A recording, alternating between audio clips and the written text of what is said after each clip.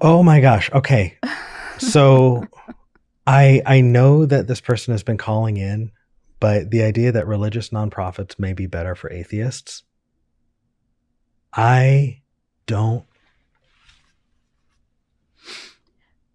I'm, you're hosting. I am.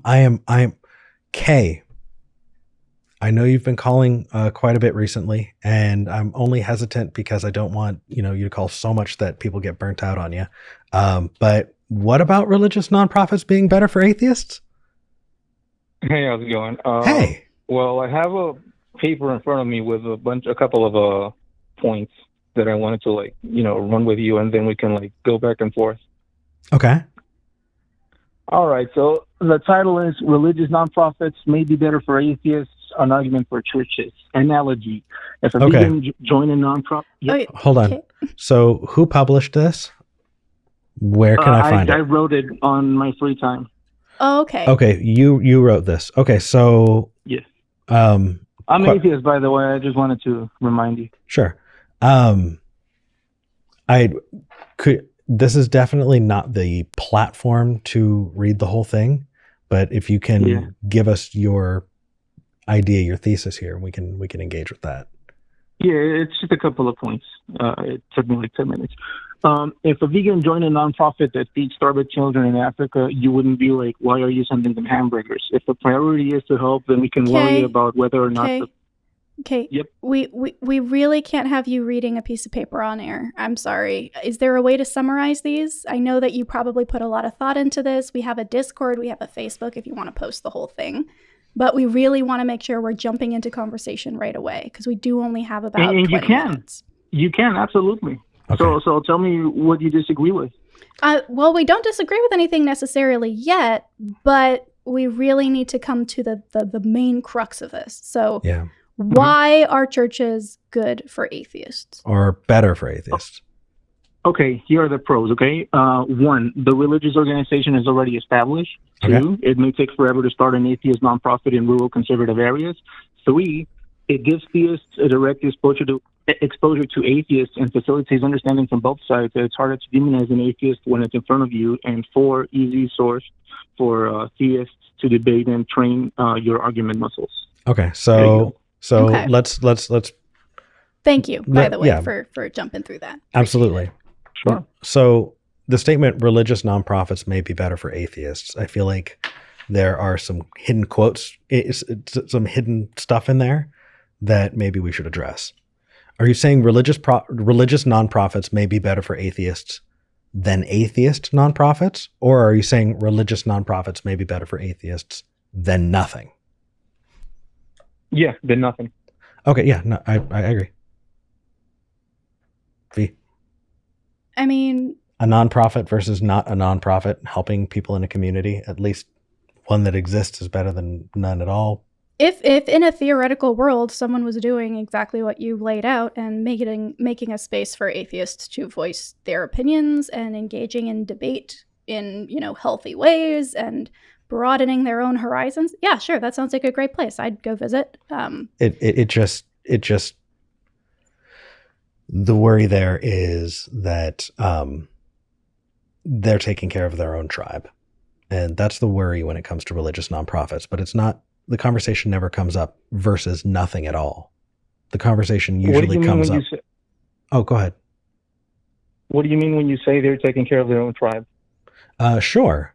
So if when I was a good Christian boy, at least once a month, we would get together and we would go feed the homeless. And your entry to getting food and things to take care of yourself was that you needed to sit through a long, droning sermon that heavily browbeat you into admitting your evil ways and converting. And that was something that they had to do in order to get the food, right? If somebody was not willing to be talked at and browbeat that way, they were not going to get food. That sucks. You think they would deny them food? Yes. maybe it's just my experience with a couple of religious nonprofits or churches, but that was never my experience. I was very openly atheist, and I spoke to a lot of pastors and people who wanted to debate me, and I had a fun time. I was given serving food and coffee and whatever, making sure That's that wonderful. homeless people were cool during the 2020s pandemic era, and That's I just felt like it was important to mention that. I don't know that it's right to like group every Christian or every atheist as saying that they're only going to take care of their own. no, I don't think that's fair. I think that I didn't. if you were I to, didn't like, say that. I said okay, I said I'm that. sorry. No, it's okay. I said that was my worry. The worry Okay. is that, and the hope is that everybody has the experience that you had. Unfortunately, there have been well-publicized cases in the past of atheist groups wanting to join religious groups and doing nonprofit work and being excluded and told that they cannot do charitable work because they are not, Christian. Mm-hmm. And that has really been a bummer. And I want to live in a world where more people have the kind of experience that you have had. And I don't know. I feel like I want to give you the affirmation. Kay, it sounds like you had a wonderful experience. And just like V, I think that more people should have those experiences. And I hope that more people do that. That's fantastic. It's just not always the case. That said, the argument isn't, is a religious nonprofit better than nothing at all? The argument is a Maybe religious. better. Well, I think that charitable organizations are better than not charitable organizations. I just think that an organization that very explicitly is not, religious that way, I think would be better. I would rather just give someone the sandwich, because not everybody has the experience you had. For sure, but that depends on where you're living, though. And while you're, waiting for a religious, an atheist nonprofit to pop up, people are still, hungry or whatever or need help. So okay, I just to the side. I just agreed with you on that. That's understood. We're talking about a religious versus a non-religious nonprofit now. We're not talking about religious versus nothing. I guess I feel like this is definitely a conversation that we came in the middle of.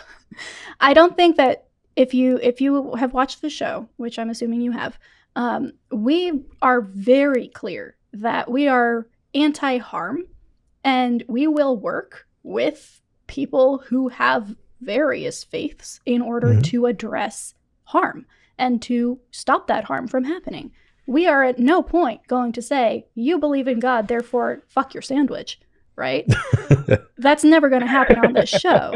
No. But also, I need that on a coffee mug. Fuck your sandwich. Fuck your sandwich. Vila Bianca, 2022. People will take that as a directive, though, not an expletive. We've got a smart audience. Okay, so somebody will clip that somewhere and post it. Please do. Kay, the thing that I want to hone in on here a little bit is can you read through the points again that you listed off, those bullet points? Okay. Pros. The religious organization is already established. Okay. It may take forever to start an atheist nonprofit in rural conservative areas. Mm-hmm. It gives theists a direct exposure to atheists and facilitates understanding from both sides. It's harder to demonize an atheist when it's in front of you. And 4, it's easy source of atheists to debate and train your argument muscles. Got it. Okay. So those first 2 kind of sound like what you're saying is it's too hard. Is that your argument here? The reason that we should go with religious nonprofits is because it's going to be difficult to set up an atheist nonprofit? Well, yeah. Okay. I mean, depends on where you're at, though. It's a pragmatic approach to it, for sure, which I can appreciate. But I think that's the theme of my calls, that I'm very pragmatic. Yeah. I think that we are going to come up against that here, where I'm going to say, yes, it's going to be harder, but is your argument then that we shouldn't do it, or that we should be relying on religious nonprofits while we set up our own? Or like, what is the takeaway here? Is it that just go to the religious nonprofit because there probably isn't even an atheist one in your organization, in your area, and it's too difficult to start one? Or is it, hey, let's start thinking about setting up a soup kitchen that doesn't require you to pray before you eat, and in the meantime, if people are hungry, we'll send them to the religious one down the street? For sure. Cool. Yeah, just take the path the path of least resistance, the one that gets you to feeding the hungry faster, and then you can worry about the atheist thing later. That's why I was giving you my analogy of the vegan. If a vegan joined the nonprofit that feeds starving children in Africa, you wouldn't be like, "Why are you sending the hamburgers?" Yeah, Kate. You just worry about the food, and none of us are disagreeing with you on that. If it's versus nothing, then yeah. We've been on board from the start. Yeah. So if we want to get even more pragmatic, go down that route. You don't even have to start an atheist nonprofit. Just start a secular one. Just start one that seems to just have no religious affiliation and don't even freaking talk about it, right? And just be like, hey, that's also atheist. No? No, not necessarily. If you went to a Christian town and you were like, hey, I'm starting a soup kitchen by atheists, versus, hey, I'm starting a soup kitchen, one of them's going to get a lot of attention negatively and the other one's probably going to get you some money, right? So like, it does matter what you call it. And if we want to be super pragmatic, just start a soup kitchen. It doesn't need to have a religious affiliation or an explicitly non-religious affiliation. It just needs to give soup to people. Look at Doctors Without Borders. Okay, right, exactly. I understand what you're saying. Yeah. So you're saying change the name because people will perceive it differently. Well, I'm saying if you want to get that pragmatic into, hey, just do whatever makes the most sense in your area and we'll do it for the path of least resistance. Then marketing. Sure. Marketing wise, do that. If your goal is to make a political statement, then definitely tack atheist onto it. But then be honest about the fact that it's a political statement and you're not actually trying to feed people soup. No political statements. Cool. All right. So, Kay, I think we mostly agree on this. Yeah. Okay.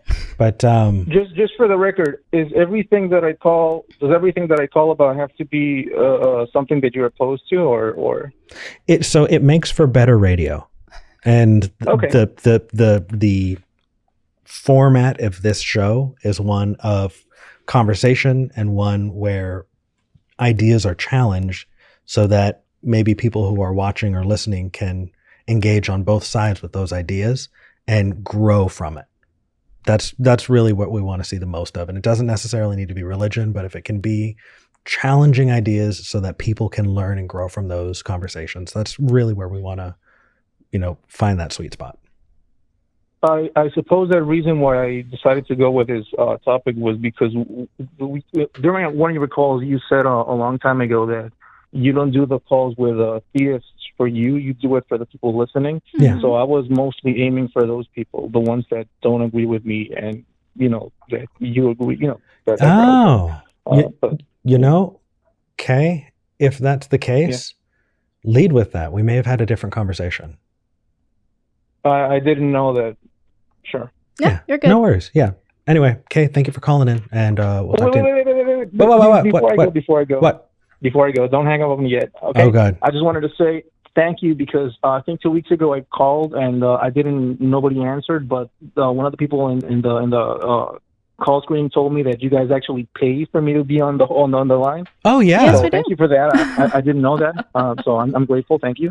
Oh, absolutely. And two, Destiny heard your one of your calls and he's willing to speak to you. And I have to say, I'm not his fan. I question some of the things that he says, but I still appreciate what he does. So you guys have a chance to speak to him, and maybe you can convince him of certain things. Well, yeah. Hey, I saw the retweet. We got most of our views for that clip from that retweet. So thanks, I guess. Yeah, but call the show. Yeah, I invited him personally to call the show. So if he decides to, then cool. We will have that conversation. Yeah. All right. Thank you. Thank you very much. Cool. Have a good one. You Bye. too.